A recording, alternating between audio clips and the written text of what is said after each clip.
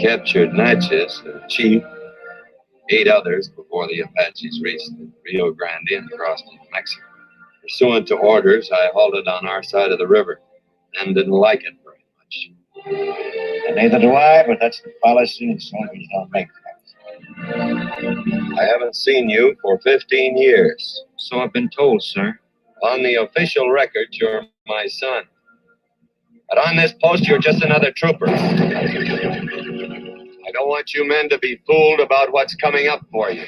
I've chosen my way of life. Hope you have the guts to endure it. You shouldn't have enlisted. I've come to take Jeff home. He signed enlistment papers. He took an oath. I'm going to work this out my own way. It concentrated 3 tribes. This means real trouble, gentlemen. I want you to cross the Rio Grande. Hit the Apache and burn them out. I'm tired of hit and run. I'm sick of diplomatic hide and seek. I waited a long time for that order, sir. Ramrod, wreckage and ruin. Still the same curve. Jeff must learn that a man's word did it. Even his own destruction is the honor.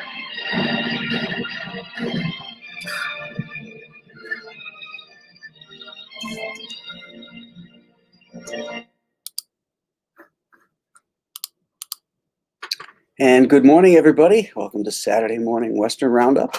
Hope everybody had a great holiday yesterday. Like all good cowboys, I took too many pulls on the whiskey, so I'm a little late in getting going today. That coupled with the fact that I woke up to over a foot of snow and had the snow blow the driveway and clean off some cars and sidewalks and all that kind of stuff. Henceforth, why the later time today? But we'll soldier on, just like Kirby York said, because I'm a man of my word. So today we're going to talk about the 1950 John Ford film, Rio Grande. This is the third in John Ford's trilogy of the cavalry, the first being Fort Apache, the second being She Wore Yellow Ribbon, and then this one, Rio Grande, which is my favorite. The first one and the last one both shot in black and white with the She Wore Yellow Ribbon in color. But this is the one that I really like the best. The music, the beautiful cinematography by Burt Glennon, who had done Stagecoach and what was the other one he did? Drums Along the Mohawk for John Ford. He also shot the 3D Warner Brothers film, House of Wax, which you'll remember from my 31 Days of Monsters back in October. We covered that one there. This film has an interesting origin because John Ford always wanted to make The Quiet Man, and he had the rights to the story going all the way back to the 1920s. But he couldn't convince any studios that it was a viable option, that it would be a viable film. John Wayne, who had worked for Herbert Yates at Republic Pictures for many, many years, back in his serial days, when he was doing the serial westerns, and even after that into the 40s too, had spoke on John Ford's behalf because Yates was looking for an A-list project, an A-list director. He wanted to elevate the studio up to something better than what it's been known for, which is basically cheapy westerns, cheapy movies, and serials and such. So he made a deal with John Ford that if he would do a western for him at a modest budget, he's obviously an A-list director, had many Academy Awards under his belt at that point, that he would finance the expensive on-location shooting for The Quiet Man. So that's how this movie got made. The whole of the cast appear in The Quiet Man. And this is the first film that paired up John Wayne and Maureen O'Hara. And you can see their chemistry is just wonderful throughout the whole film. And obviously they went to make, I think, 5 films together, something like that. They're just a wonderful pair on screen. What else? Well, let's talk about what the movie is about.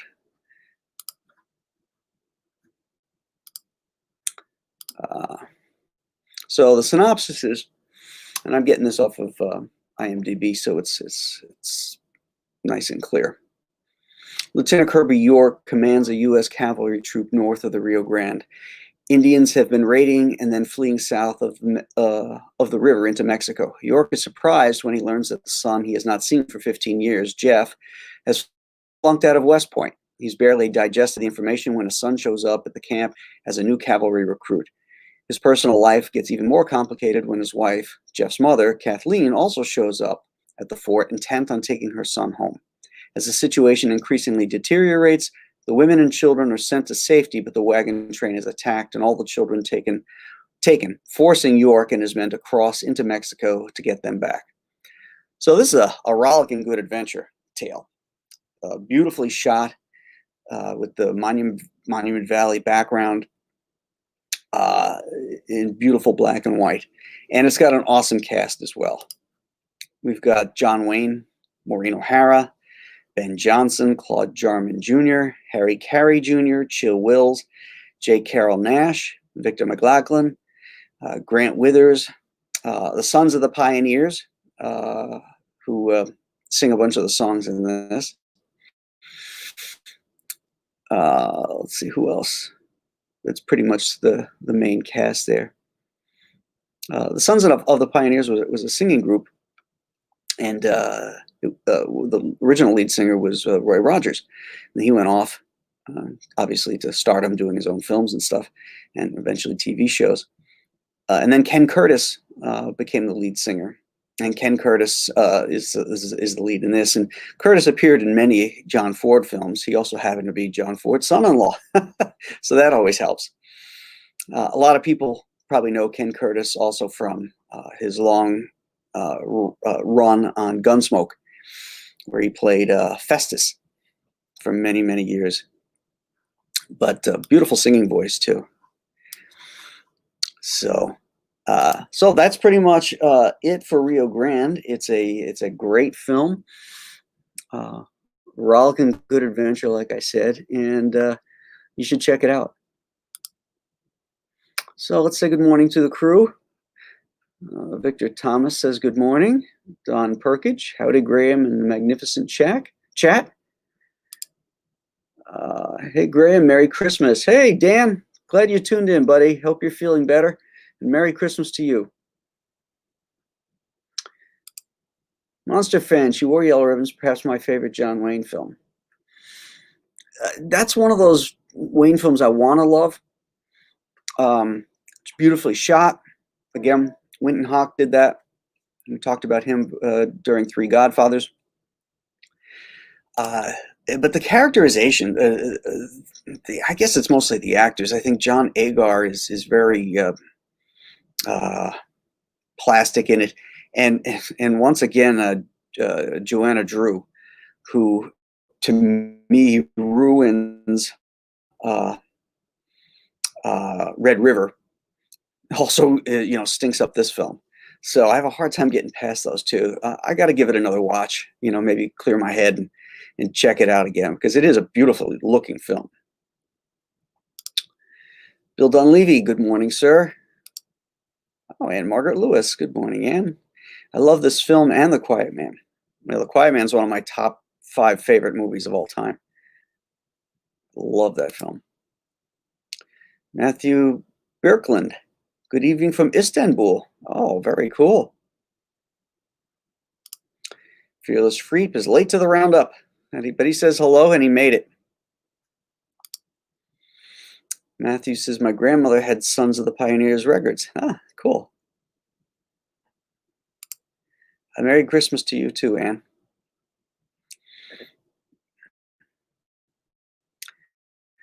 Okay. There's another comment just came in. Ray Holsing, good morning, Ray. Merry Christmas to you and your family. Let's see who else we got here. Oh, I missed somebody. Statistical Zero shows up. Good morning.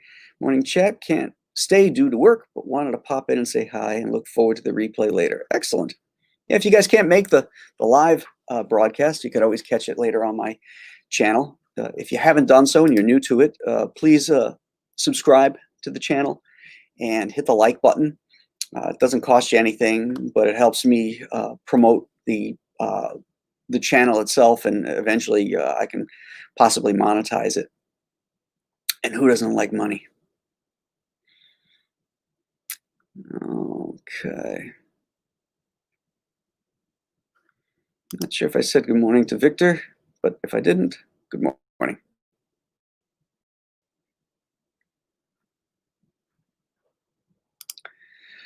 Any chance you'll spotlight a Sergio Leone Western or something like Tombstone? Yes, absolutely. I plan on doing The Good, the Bad, and the Ugly at some point. I might do Tombstone. I haven't decided yet. I'm definitely going to do Open Range. That's a great one. Let's see. Merry Christmas hangover. Yes, yes. I'm battling it. Well, the fresh air from snow blowing helped. Quiet Man had the longest on-screen fist fight for many years. Indeed. The whole movie builds up to that fight scene. It's wonderfully paced. It's a great, great movie. And I'll probably have to do something on that one around St. Paddy's Day, you know?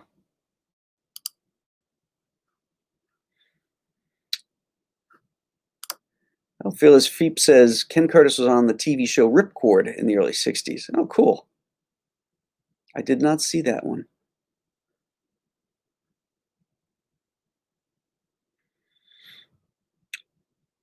Oh, everybody chime in yet? William says he loves this movie. Great pick. Okay, cool. All righty. Well, I think that'll cover us for this Saturday morning Western Roundup. I haven't chosen next week's film just yet, but Wednesday I should be having a big guest on the Storytellers Wednesday night at 8 o'clock. But that time is in flux because I'm waiting for the guest to confirm, and we might have to do a different time for him. But you won't want to miss it, I guarantee you that. So Wednesday night, I'll give you a heads up when I know the time and announce the guest. And then next Saturday, we'll come on back here and we'll do another great Western. So thanks again for tuning in this morning, gang. I hope you had a great Christmas and hope you have a great New Year's coming up. So we'll see you then. Bye-bye.